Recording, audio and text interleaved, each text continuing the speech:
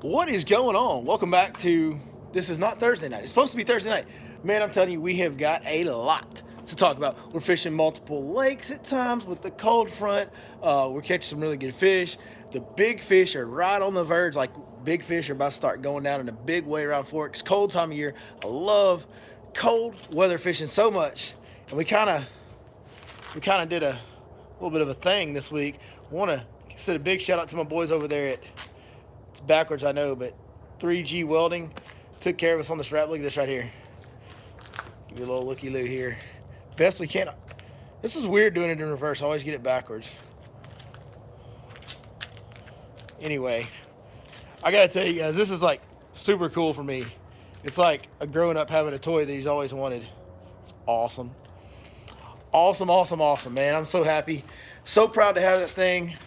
So appreciative of all the sponsors and the partners that help me take care of everything the way they do. I mean, the support that I continue to get from all of you guys and from just everything that goes on, I can't thank y'all enough. Just today, Mr. John Cohen, who was the father of the 13-year-old young man that caught the 12-pound bass with me, I guess last spring. He somehow submitted and got the video of his son catching a 12-pound bass added to Wired to Fish, and they shared it on Facebook. And man, I've gotten 8 million Facebook notifications today, and it's just been it's been an unbelievable ride, man. It's been an unbelievable ride. It's so cool to see where it's going, and it's awesome.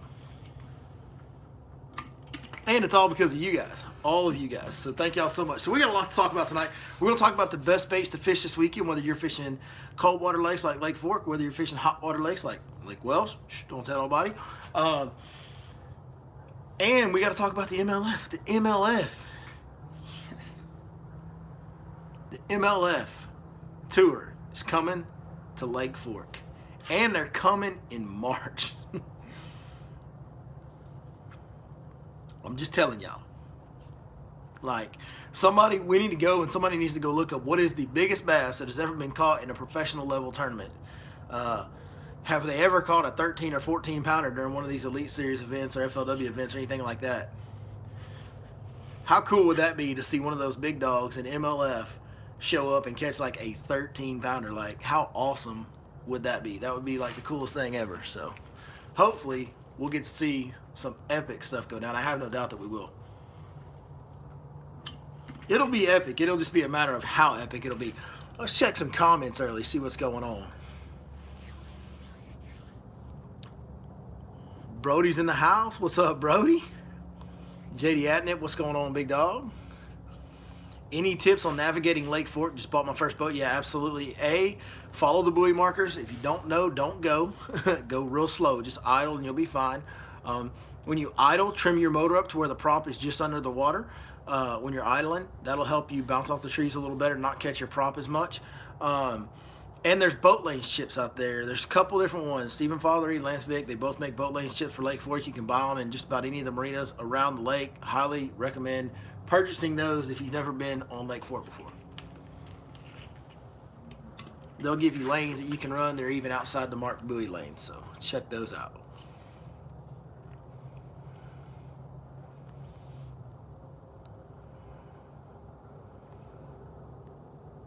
Cody Mays in the house. Todd's in the house. Chase Clark in the house. Carpiatis, Michael Sims, John Denny, Eric Peacock.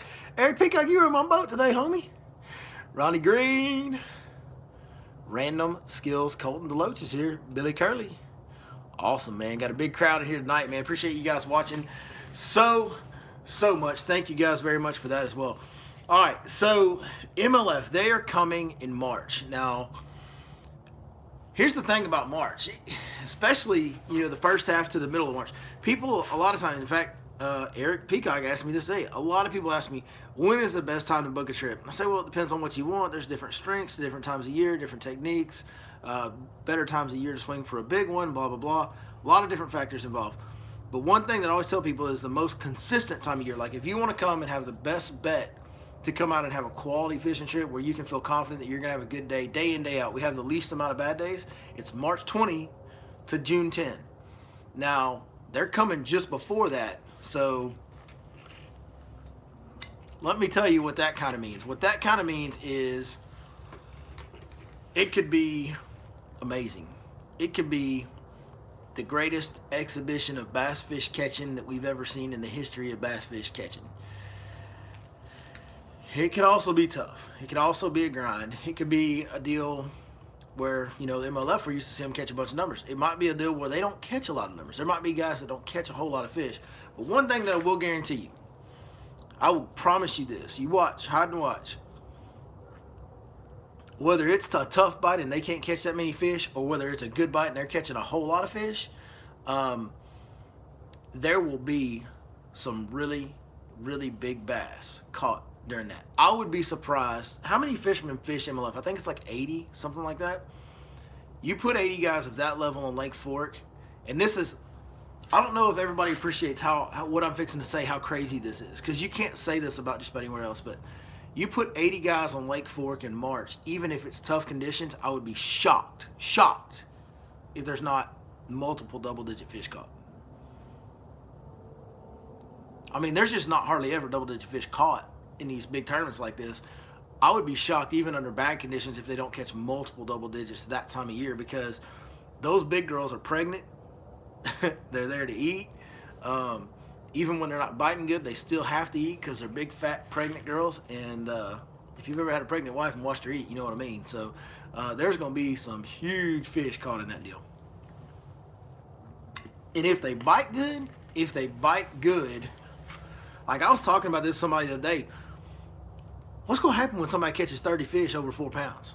Like 4 or 5, like they're going to have like 150, 160, 170 pounds in a day. Like if they bite good, somebody could literally go over 150 pounds in a single day in the MLF format if somebody gets it dialed in right. Like it could be insanity.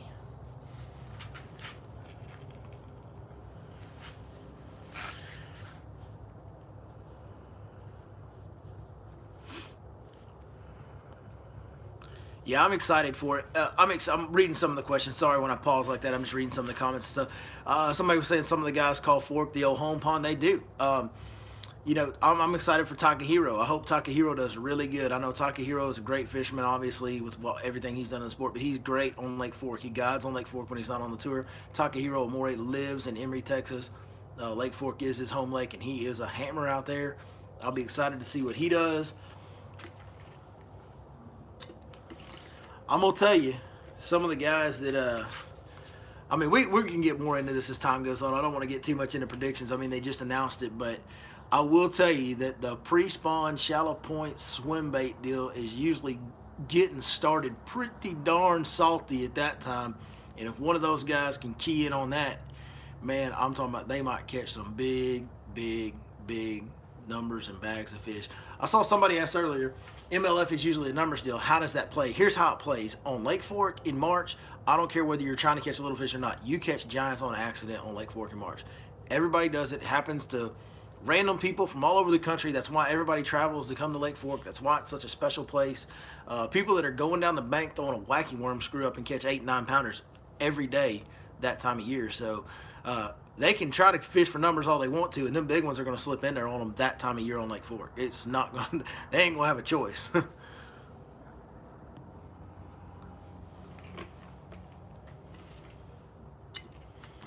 Cody May says, shout out to Billy, and the Fish Life app has helped me win a lot of tournaments.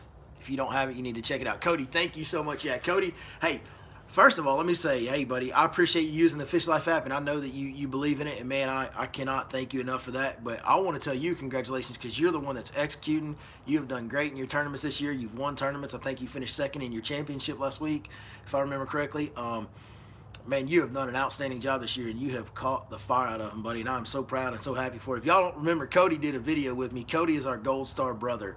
Cody's an awesome guy, but he comes from an awesome family, and his brother laid down his life in service of this country years ago in Afghanistan, and we wanted to make sure we thanked him and told his story properly in that video, and I think we did a pretty good job of it. As far as telling the story, Cody did a great job getting the story out and all that. I know it was hard for him to do. So, Cody, man, thank you for appreciating the Fish Life app, but more importantly, thank you for who you and your family are, type of people you are, and thank you very much just for being who y'all are, man. We really appreciate it. I hope you understand. It's really sincere, buddy. We really appreciate everything that your family has done for all of us. Y'all don't know Cody like I do, but his family has given the ultimate for all of us. So I gotta stop. I gotta stop talking about that. What's up from Laredo, Texas? Boy, you need to head about 30 minutes south and go to work down there, son. If you down in Laredo, it's time to go about 30 minutes to the south, my man. Michael Sims says, I blame Heath Taylor on my Spike It challenge. After they saw little Gary, they wouldn't even sniff his frog. Big Mike Sims was on a video with us. He lost a little bet to me and had to put Spike It on his mustache there. That was pretty funny. Kevin Jones in the house. What's up, big dog? Marcus Fowler, what's up, neighbor?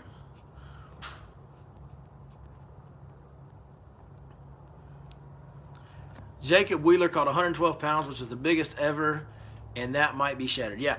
So Jacob Wheeler caught 112 pounds in a single day in the MLF format. I would really think that that's going to get destroyed. I mean, I don't know. It might be a deal where they don't catch a lot of numbers. Sometimes in March, it's not about numbers. Like, you just don't catch enough fish to get to that kind of total weight. But I'll bet you this. I bet when they come to Lake Fork, I know they don't measure it in best five, but I bet if you look at the results and you took the best five results each day and you added up the winner of that theoretical tournament, I bet it would break the all-time 4-day record of 130 pounds when they're done with that one. I bet it happens. The Bassmasters would have broke it this year if the daggum lake didn't flood the night before the tournament. G Money's in the house. What's up, G Money? Oh, hey, I got so excited. I got so dang excited about the truck, and I'm like a little kid over that truck. I'm gonna tell you, I think that's the coolest thing. It's like my new favorite toy. I've been driving that truck for a while, but now I got all them stickers on it. Got that wrap on it. By the way, that wrap, if you ever get a chance to see it at Lake Fork, check it out up close. That is an actual photo of Lake Fork on the base. The base of the wrap is actually a black and white photo of Lake Fork waterfront view, so pretty cool. Anyways, got so excited about all that stuff, I don't even have baits out. I gotta grab some baits so we can talk about top 5 baits. Bear with me. Hold on, folks, I'm sorry.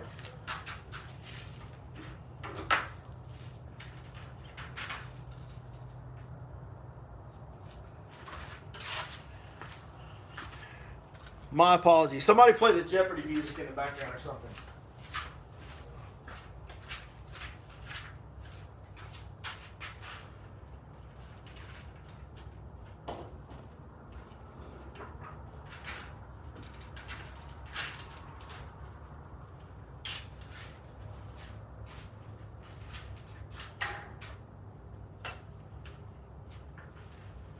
I'm coming back, guys. I promise I am. Y'all hang in there with me.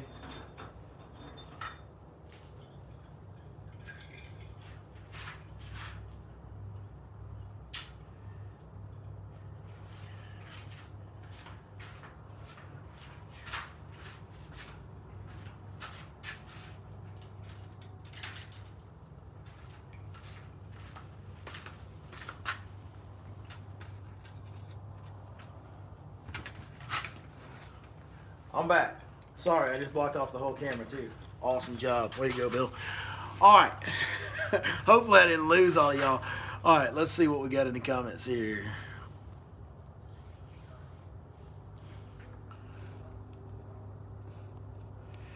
How many rods do y'all break a year from hook sets? I honestly don't remember the last time I personally broke one of my rods on a hook set, or my customer broke one of mine on a hook set. Oh yeah, dude, we did break one. I did break one, but it's been over a year ago since it happened, and it was a fluke deal. It broke on a small fish on a long distance hook set. Like that rod had been stepped on or something, which that's what happens in a guide's boat. You know, like the rods get stepped on a lot. Like customers step on them a lot. I mean, they don't mean to, but it happens. I have to quite often look down and tap someone on the shoulder and go, "Hey, bud, watch your foot there." So our rods take a beating and get stepped on, but I don't really break very many rods, honestly. These 6-inch rods have held up really well. And I will tell you one thing. I haven't had the Divine series very long. I haven't broke a single Divine. The Sensory Series, I have not broken any Sensory Series blanks. Period. Hadn't broke any of them. They've been unbelievable. They've held up just incredibly well. So, seen somebody was asking some more questions. I keep trying to get to the questions and I'm not getting to the baits. Any hoodies available like the one I'm wearing now? Nope, no hoodies available like this right now. These are out of stock, but we've got our shirts should arrive I was kind of expecting them yesterday or today, but our Grunt Style partner shirts should be arriving, and we've got a new apparel partnership that we're going to be co-branding with a great fishing company. I can't wait to announce that to you. As soon as we get a couple designs ready to go and ready to launch, I will let you know. Yeah, me and a fishing company that I work closely with are going to partner up on some apparel, and we are going to try to get you guys the very best quality fishing apparel money can buy when we do them. I want to make sure that we give you the very best of quality whenever we create something. There was something I was supposed to bring in here. I'm thinking maybe I forgot it. Nope, here it is right here. Something new I want to tell you guys about that's going to be coming. So y'all get over to sixcensefishing.com and be on the lookout for the new Billy Bag. Billy Bag. Yes. So that's what this is going to be called. They have bundle deals. This is not going to be like a subscription-based deal or anything like that where you get it every month. Simply 4 times a year when we get to the 4 different seasons of the year, or maybe a little more often than that, I'm going to go in there and select my best 6th Sense bait picks for that time of the year. So I did one for right now going into the winter time here. We're hitting fall. It's getting cold. We're getting towards winter. And I went in there and I picked my top picks. So got a couple of lipless crankbaits, one in the normal crawfish color, one in my favorite, Tiger Truce, especially when the water starts getting dirty here in the winter. That Tiger Truce, man, that thing's unbelievable. Jerkbait. I'm starting to become kind of a jerkbait fisherman. I don't know what's going on, what's happening with me, but I'm kind of becoming a jerkbait fisherman. Same deal. That red color that plays so well, throwing this around the edges of the grass, all that stuff. A red, special red jerkbait. Shad pattern jerkbait will get mixed in there from time to time as well because I do like the shad patterns. And we're coming up on winter time. That means it's jig season. That means your half-ounce black and blue jig needs to be there. That also means your green half-ounce jigs need to be there. And so those are the baits that we have right now in the Billy Bag. When you buy these in a bundle, you get a little bit of a discount on them. Check that out at sixcensefishing.com. Then you punch in the code YourLakeFortGuide. You get another 10% off of the already discounted Billy Bag. So go check out the Billy Bag at sixcensefishing.com. All right, let's talk about baits right now. So if you're fishing Lake Fork or any of our other cold water lakes, okay, what you need to do is you need to, if you're going to decide if you're going to fish offshore or shallow or both, okay, you need to get committed because right now we're still in like post-frontal conditions. Now, over this weekend, as we get towards the end of this weekend and in the first part of next week, things are going to stabilize a little bit, and those fish should really start biting. I mean, tomorrow they're probably going to bite pretty decent. By Sunday, they should be biting pretty good. Monday and Tuesday, man, it should be on. But if you're going to fish offshore, my number one bait pick, if you're trying to catch a giant, you've heard me talk about it a lot lately, big flutter spoon. This is a 6 Sense Magnum flutter spoon. I love to go with the biggest thing I can because those bass are out there eating big crappie and big yellow bass and big white bass. They're eating big bait. So I'll throw the biggest spoon I can find this time of year. That's my first pick. Second pick right now for offshore fishing. And, whoo, my sneeze. Hold on. Time out. Did y'all see me? I whipped that sneeze right there. Okay. The second thing that I want to recommend, if you're going to fish offshore road beds, pond dams, stuff like that, we like to fish, or you can fish some pinch point points, transitional points, points in the mouths of a creek, points halfway back in a creek, those type of points, or bridge corners, funnel points like that. As fish are moving in the fall, which they move a lot, they will condense in these funnel point areas. When you find those points, especially if you've got some open water in those areas like you do on the bridge corners, then I highly recommend an Alabama rig right now. This is the Smash rig from Smash Tech Custom Baits. This is my favorite one, the one I use the most. I got the 8-blade version, and I even threw a couple of underspins on here, as you guys can see. The rest of them are regular. If I'm being honest with you, I threw those 2 underspins on there because I ran out of 1/8 ounce regular jig heads without the blades on them. But I do like to throw the underspins on the A-rig from time to time. I don't know how much it matters or doesn't matter, if I'm being honest with you. I could answer that and tell you whether or not it matters or how it matters, but I would really just be guessing. I don't know if it matters or not. I catch them both ways. With them and without them, it doesn't really seem to matter.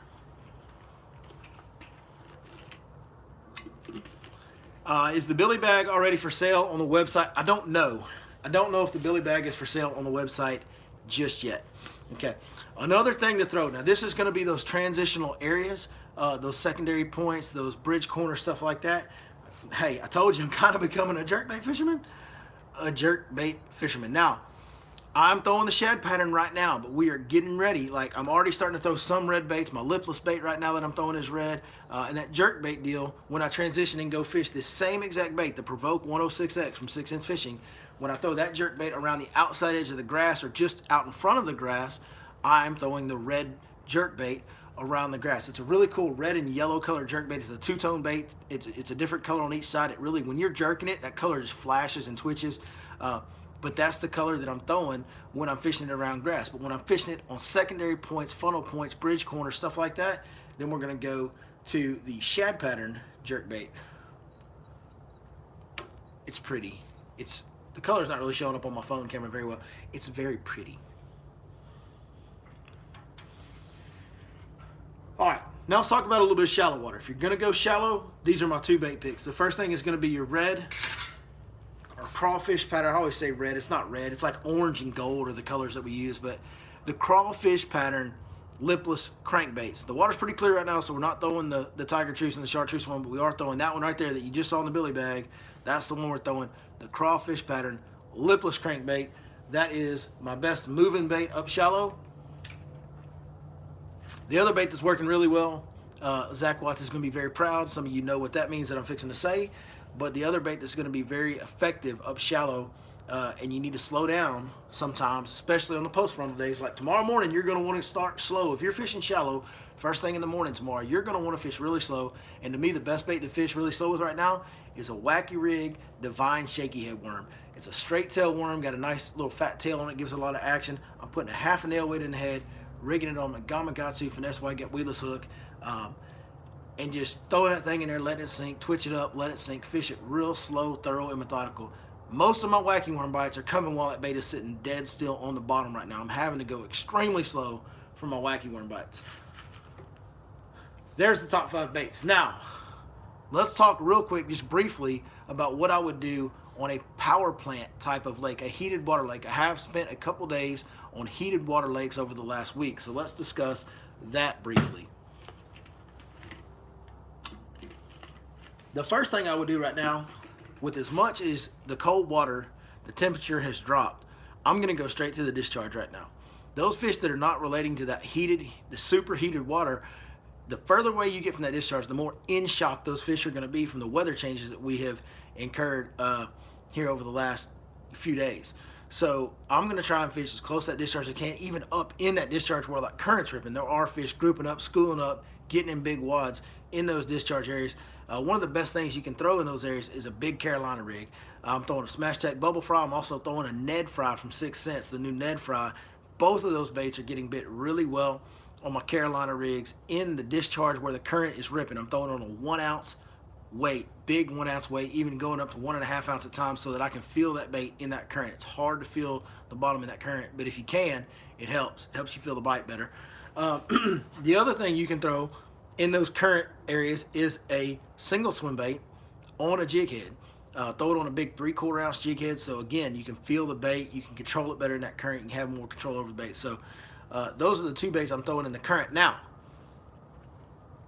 outside of that, Lake Welsh has a lot of grass, Martin Creek has a lot of grass, Brandy Branch has a lot of grass. All these power plant lakes have a lot of grass, although I would caution you, to my knowledge, Brandy Branch has not been pumping heat, so it is not a heated water lake right now. Most of these power plant lakes have a lot of grass though. So when you get away from that discharge, you can fish the grass, and at that point, you're going to basically revert back to the last 2 baits I said for Lake Fork. You're going to go back to fishing it like it's not a heated lake. You're going to throw a lipless crankbait on the edge of grass. You're going to throw a wacky worm on the edge of grass. If it's got matted grass, it is a great time. If you got matted grass in 5-foot water or deeper, right now is a great time to go punching. We actually caught some fish punching on a power plant lake today in matted grass. So, might want to pull out that punch rig, if you got matted vegetation on one of these heated lakes. All right, let's try to get to some questiones. Was out on Fork Sunday through Tuesday, and a white ice fluke and a green pumpkin stick bait were all I could get them, were all I could get bit on. Man, hey, that's right. The weightless plastics, different varieties of weightless plastics can work. We've been throwing a stick bait. We've kind of transitioned over to wacky worm. It's working better for us. I know the fluke's been working for some guys. I haven't really been throwing a fluke, but yeah, a lot of times, especially when you're faced with this cold front conditions, you have to slow way down. Like first thing in the morning, it's going to be cold again. You're going to have to slow down in the morning if you're fishing shallow.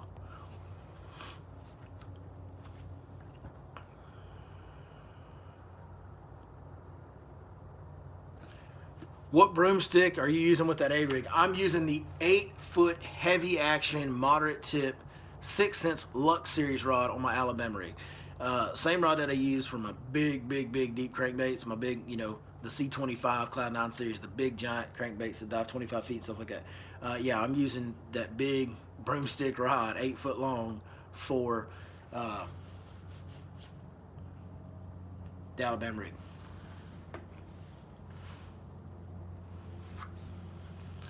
Going out in the morning using the Fish Life app, what's better, shallow or deep if we're fishing in the morning to noon? Oh boy. Well, do you want to catch a giant or do you want to get bit? The morning time on the offshore structure, it's a good time of year to get one of those big ones to slip up early in the morning on offshore structure, especially after these cold fronts. Just to get bit, I would get a wacky rig worm like I showed you. I like the 6 cents Divine Shaky Head worm, or a trick worm style worm, something like that. I would go wacky rig with that, or a weightless stick bait if you prefer a weightless fluke, like the other fellow was talking about where he caught them on, and go really slow. Just go really slow. Get around grass and go really slow. Find those shallow points that have grass on them on the Fish Life app and go real slow. You should catch some fish. Headed to Okeechobee in a couple weeks. Invitation still stands. Mr. Kelly, man, golly, I remember that invitation, and I want to take you up on that. Hey, if you can, give me a text. I know you got my phone number. I think you got my phone number. Give me a text and let me know how long you're going to be there, what dates you're going to be there for. I want to try to get down there with you one of these times. I know you invited me last year. I really want to go. When should we start throwing the large Smash Tech swim baits? Right now. Right now is the time to throw the big swim baits. I don't get to throw the big swim baits as much as I want to. And that's because I'm always trying to make sure that we're getting bit. And we've had a little bit of transition, a little bit of tough. It got really cold really fast. And you're kind of in desperation mode just to get bites when that happens. You're really trying to make sure you're getting some bites. And then, of course, once you get bit a few times on something, you kind of want to keep throwing it. Your customers kind of want to keep throwing it. It's not always easy to throw that big swim bait as a guide throughout the year. If I was out there fishing 5 days a week by myself, you can bet your bottom dollar I would spend a lot of time with a big swim bait in my hands right now. I think right now is the time to throw it. But you got to be prepared, though. When you start throwing those big baits, you got to understand you're not going to get a lot of bites. You're going to have long periods of inactivity where you get no action. You got to be willing to put that big bait in your hands. The only way that big swim bait works in the fall is you got to put it in your hands and not take it out. Like, that's why it doesn't really work for me, because I'm always having to try to find bites. You got to commit to it. You got to get it in your hand and keep it there and just fish it, and it pays off. And then once you get one bite, you can usually pattern that and get another one, and then once you get a couple, boy, you're really going, and now you can actually make a day out of it and catch some fish and have a big, huge bag at the end of the day. But you just got to commit to it, man.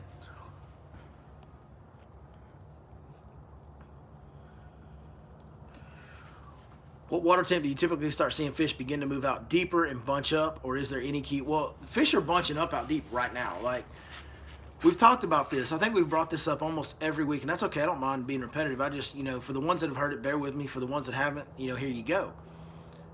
The same time that all those fish get gathered up in the backs of creeks, there are massive schools of fish that get gathered up offshore as well.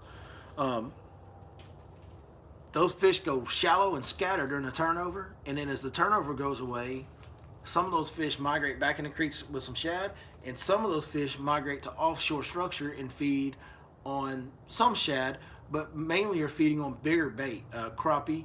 They're eating juvenile catfish. They're eating sand bass. They're eating yellow bass. They're eating these big baits. That's why we throw those really big spoons.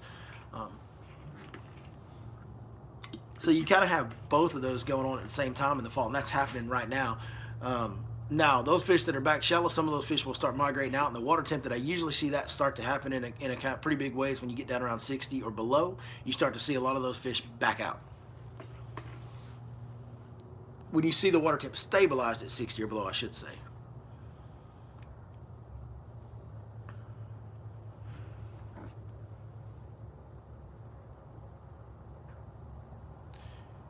Somebody said they've never punched grass. Can I explain how to punch grass? Well, hang on just a second. I'll grab my punching rig.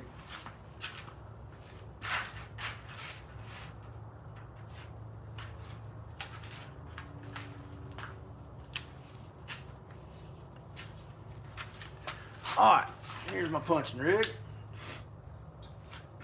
I like doing these in the garage where I got all my gear out here. You know what I'm saying? So, punching rig, you got to set it up like the first thing you need to do is go get a really big rod. I like the 7.6 heavy from the Lux series for punching. Really stout rod. 7.6 is kind of the right blend of length, so I have torque, but not too long, so I can control it when I'm flipping. It makes it easy to flip all day, because when you're punching, you're going to make a million flips. Then you got to get braid on it. You can go 50. I recommend 65-pound braid, but as you can see, I've got a bobber stop up above my weight right there. A little bobber stop slides down on your weight. I've got a 1-ounce chip-proof tungsten from 6 Cents Fishing. I've got the new prototype prawn bait. This is the creature bait that's coming soon from 6 Cents Fishing. Little beaver style prawn bait. They call it the prawn. Great little bait. Caught the fish really well on it today. And I've got the new big 5/0 ox flipping hook from 6 Cents, which has an amazing keeper that will never, ever, the keeper will never fall apart on you, which is a big deal with flipping hooks. There's a lot of flipping hooks where the keeper falls apart on you. And then on top of that, it has a welded eye, which if you know anything about braid, it's got a thin diameter, and though most of your flipping hooks, the eyes aren't welded. There's some, but not all of them are welded. And when you have that little gap where that hook bends back around at the bottom, that braid will actually slip through that gap sometimes because the braid diameter is so small. So that's my setup. How I do it is I'm going to find matted vegetation, and I'm going to use a heavy weight like this 1-ounce weight right here, sometimes even bigger than that, and I'm just going to make short pitches on top of that mat and let that weight fall through that matted grass, because underneath that grass mat, it opens up. There's tunnels and caverns and open canopies underneath that matted vegetation, and those bass love to get up under there, especially during post-frontal conditions like we've been facing. And so you punch it through there, and once it goes through, that bait just zips by, and they react to it. They bite. Most of your bites come on the fall. Like, you'll punch it through, and all of a sudden your line will stop or jump real hard, and you just cinch down and bear down and set the hook hard as you can and start reeling. It's a pretty simple technique. There's a lot of getting used to the feel. You have to learn how to feel the bite. The bites aren't easy to feel in that stuff. So you really got to learn how to feel for them and do it like that. So that's about the best quick explanation I can give you on the live stream, bud.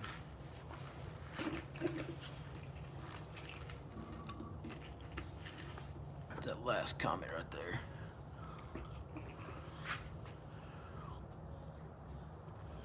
Should we fish the left or right side of the lake from the dam? We're on Fish Life, but we can't hit all 25 spots in one day. Well, you know, I'm fishing both sides of the lake. I'm covering a lot of water. You know, I'm fishing a lot of different areas in the fall. That's kind of part of it in the fall. What I would say to that is what you need to do is you need to make that decision based on, you know, where you staying, where you want to launch from, what direction is the wind coming out of for that day. So you need to look at your wind forecast on the days that you're fishing and figure out how do you want to fish. Is the wind going to be strong enough where you don't want to run down that big side of the lake, or is it going to come straight out of the north or south where it's going to make that east side tough as far as navigation goes? Or, you know, the offshore spots on the east side when the wind blows hard out of the north or straight south, those offshore spots on the east side can get tough if it blows too hard because they get real exposed because that arm runs straight north and south. If it's blowing out of the northwest or southeast, some of the stuff on the west side of the lake can get real exposed on the main lake. So if you're wanting to fish that main lake offshore stuff, that can kind of affect your decision. As far as which one's better, man, I wouldn't put them on there if I didn't think they were really good. So it's really about where do you want to fish? Where do you want to launch? Where's the wind going to work the best for you? What do you want to do? You can go to any of them. There's none of them that I would tell you, hey, go to this one, not that one.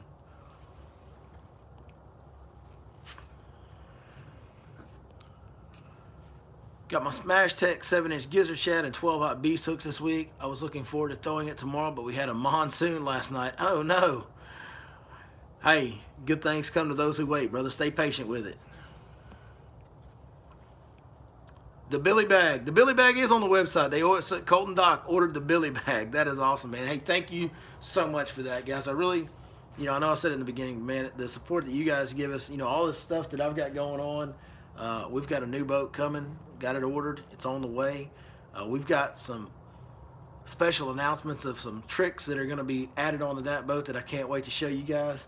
The deal with the truck and the truck wrap, and yeah, the new boat's going to get a matching wrap to go with the truck, and all these things that are happening.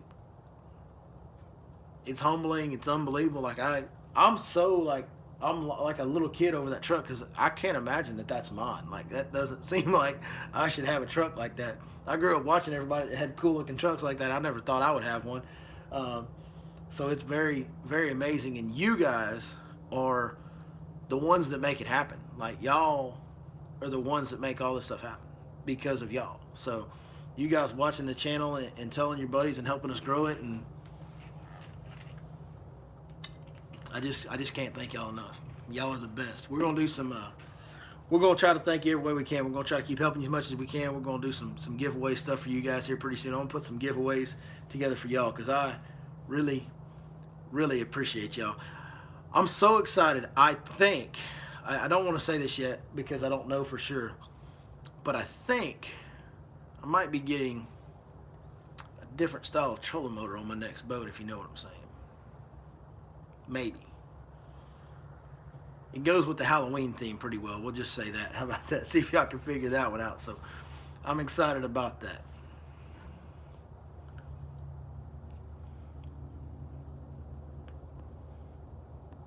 Another Billy Bag ordered. My goodness, man. You guys are awesome.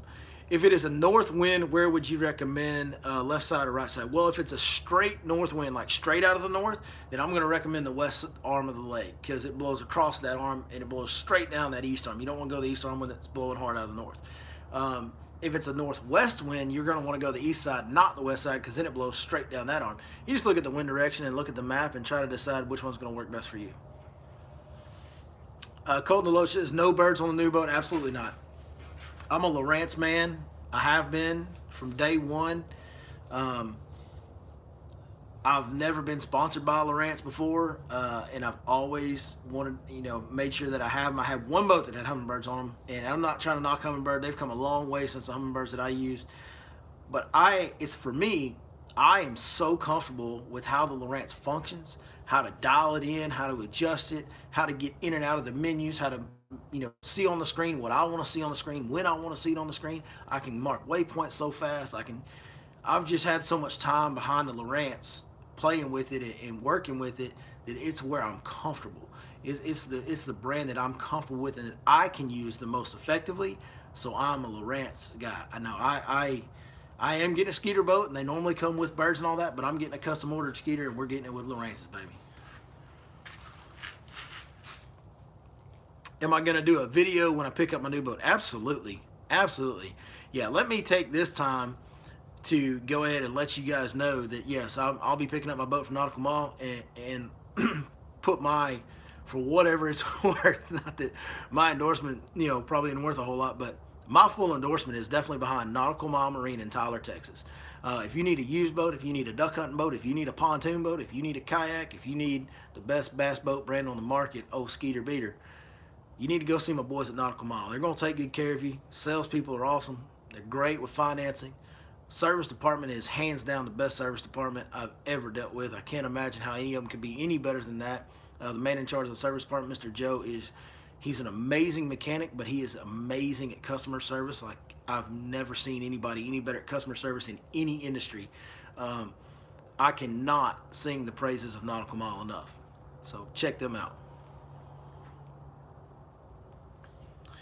Is it going to be harder to let the Dark Knight go as it was already? No, it's not. And I'm going to tell you, the deal is, I get attached to these boats, but the more that I go in and out of them and change them, the less attached I get. I am attached to this boat, and I do like it a lot. It is going to be a little bit of a bittersweet moment when I let it go. I'm excited to get the new FXR. I know that this will be the nicest boat I've ever owned. There's no doubt about that. I'm sure it's going to be the best too. I mean, the ride on this thing, everything is just unbelievable on these FXRs. It's going to be a little bigger, a little more deck space and all that. So, but as far as the way I'm getting it fitted out, the equipment that I'm getting put on it, the way I'm getting it set up, this will be hands down the nicest boat I've ever had. So I'm so excited about that. It's dampening a little bit of the bittersweet of getting rid of this one. And the other ones, you know, I ran them a little bit longer than I ran this one, and like I'm like a kid with this truck right now. When I got my first big 20-foot glass, like brand new boat, man, bro, that was like my wife. Like, I think I even told my old lady one time, like, if that boat learns how to cook and clean, you're fired. I don't recommend telling your wives that, boys, but that is what I told her, and I kind of meant it at the time. And then the next boat I got after that was the one that you guys know is Old Red, when I started doing all the YouTube videos. And that one I was really attached to. My next brand new boat. I'd had boats before that, but these were my first like brand new high dollar boats. And I got attached to that one because it really, my guide career hit a big skyrocket in Old Red. And we did a lot of special things on camera in Old Red. Made a lot. I mean, you guys that have been watching the channel, y'all saw it. We had some crazy moments. 13-year-old kids catching 12-pounders and 100 pounds caught in a single day, and just some stuff that you just don't normally see on camera that we were fortunate to capture, and then all the memories from all the guide trips and the big fish and all the double digits. So I had a big attachment to Old Red. This one's been great too. You know, hey, we caught the biggest fish anybody's ever caught. Got caught in this boat this year. So I've got great memories in this one too, I guarantee you. Somebody said 10% off Skeeter with code Your Lake Fort Guide.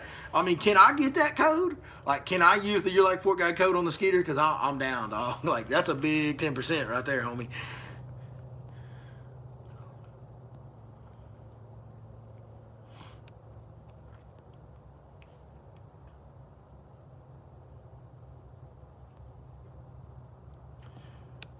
Somebody's asking, am I getting FXR 20 or 21? I'm getting the FXR 20. The reason I get 20s is because the 20 is all that fits in my garage. 21 won't fit in my garage. 21 doesn't fit in this room I'm in, so we go with the 20. Somebody asked if I found a buyer for this one. I did not find a buyer for this one. If you guys are interested in it, you can contact me directly, or you can contact Nautical Mall. Nautical Mall will actually have this boat for sale unless somebody steps up and says they want to buy it before I turn it in, and we can get everything lined up where you can pick it up in December when I get my new one, because December is when I'm going to get my new boat. So yeah, we can hook you up on that and get you lined up to buy this one if you're interested. But no buyer has been lined up for this boat yet. I know I'm missing questions. You guys are throwing so many comments on here, and I appreciate it so much.